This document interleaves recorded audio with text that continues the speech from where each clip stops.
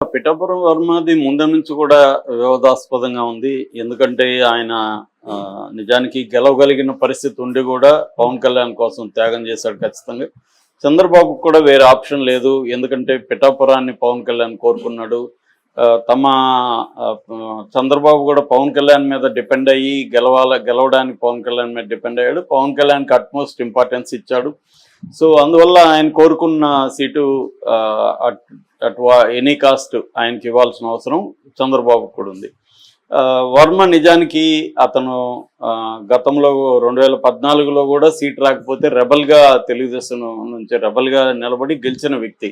అంటే తను పార్టీ అండలేకపోయినా తన సొంత బేస్ మీదనే బలం మీదనే అతను గెలవగలిగాడు. అయితే 2019లో జగన్ వేవ్లో ఓడిపోయాడు. పెన్నెం దొరబాబు అక్కడ గెలిచాడు. సో మళ్ళీ కూడా ఆయన కరోనా టైంలో ఇంట్లో లేకుండా కరోనా టైంలో కూడా రిస్క్ తీసుకొని తను ప్రజల మధ్య ఉంటూ ప్రజలకు మెడిసిన్స్ కావచ్చు, పేదవాళ్ళకి సరుకులు కావచ్చు, ఇలాంటివంతా ఆర్గనైజ్ చేసి అతను సప్లై చేశాడు. అందువల్ల అతనికి ప్రజల్లో చాలా మంచి పేరుంది.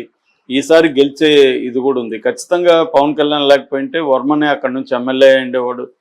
సో అందువల్ల చాలా పెద్ద త్యాగమే చేశాడు. ఆ తర్వాత కూడా అక్కడ తెలుగుదేశం వాళ్ళు కానీ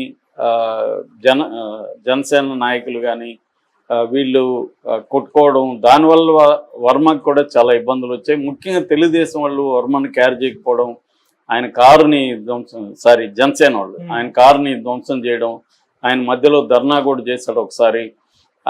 సో ఈ ఇబ్బందులన్నీ పడుతూనే ఉన్నాడు ఆయన. అంటే ఆయన నిలబడి ఆయన పవన్ కళ్యాణ్ని గెలిపించింది అయితే వర్మనే. కానీ ఆయనకి గెలిచిన తర్వాత ఏ రకమైన ఇంపార్టెన్స్ ఆయనకి కానీ కేడర్కి కానీ ఏ రకమైన ఇంపార్టెన్స్ లేకుండా పోయింది.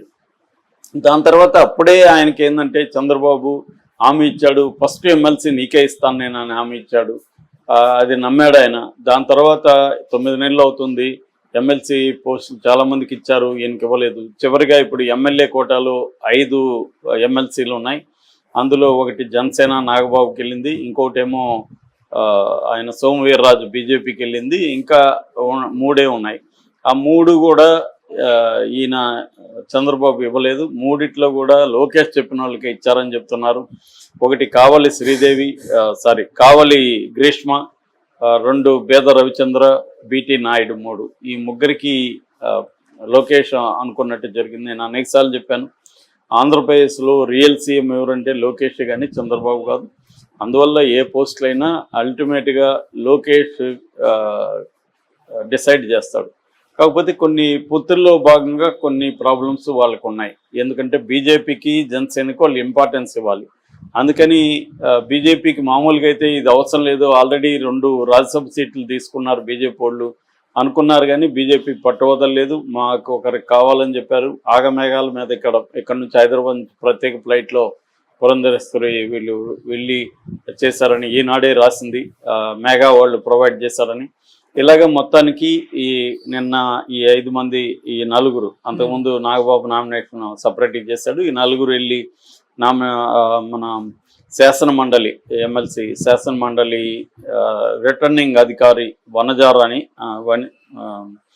వనితారాణి దగ్గర నామినేషన్ పత్రాలు వేశారు. దీనికి లోకేష్, అచ్చెన్నాయుడు, తర్వాత కందులో దుర్గేషు, సత్యకుమారు, పల్లా శ్రీనివాస్ ఇలాంటి వాళ్ళంతా కూడా అటెండ్ అయ్యారు. సో ఈ క్రమంలో ఏమైందంటే చాలామంది సీనియర్లకి ఇవ్వలేదు. సీనియర్లు కేఎస్ జవహర్ కానీ, బుద్ధ వెంకన్న కానీ, యనమల కానీ, బూరుగుపల్లి శేషారావు కానీ, దేవినేని ఉమా కానీ, ఇలాగ చాలామంది దీనికోసం ట్రై చేశారు. కానీ ఎవరికి రాలే. అంటే చంద్రబాబు మనుషుల్ని పక్కన పెట్టి లోకేష్ మనుషులకి ఇవ్వాలి. అది కరెక్ట్ కూడా. ఎందుకంటే లోకేష్ కాబోయే సీఎం కాబట్టి తను టీంని తను బిల్డప్ చేసుకోవడం అనేది లోకేష్ కోసం. చంద్రబాబు టీంని లోకేష్ వాడుకోవడం కష్టం. తనకంటూ తన టీము కావాలి.